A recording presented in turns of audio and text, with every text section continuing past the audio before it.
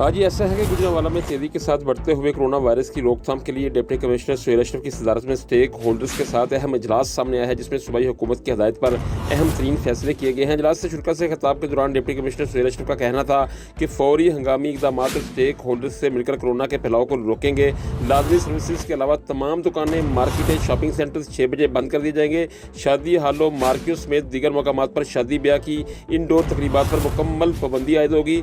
Hotels और restaurants में take away की इजाज़त होगी। इसके अलावा खेलों समेत जश्न बहारा के तमाम प्रोग्राम्स और तकरीबात भी आइंदा 15 रोज़ के लिए पाबंदी आयद कर दी गई है। इजलास में SSP ऑपरेशन अब्दुल रऊफ कैसरानी, सदर chamber of commerce Umar Ashraf Mughal, सदर अंजुमन ताजना शेख बाबर खुराना, ज़िली इंतजामिया के अफसरान समेत बिजनेस कम्यूनिटी, ताजर बरदरी, शादी हाल इंतजामिया, ट्रांसपोर्टर, सुपर स्टोर्स मालकान शरीक थे।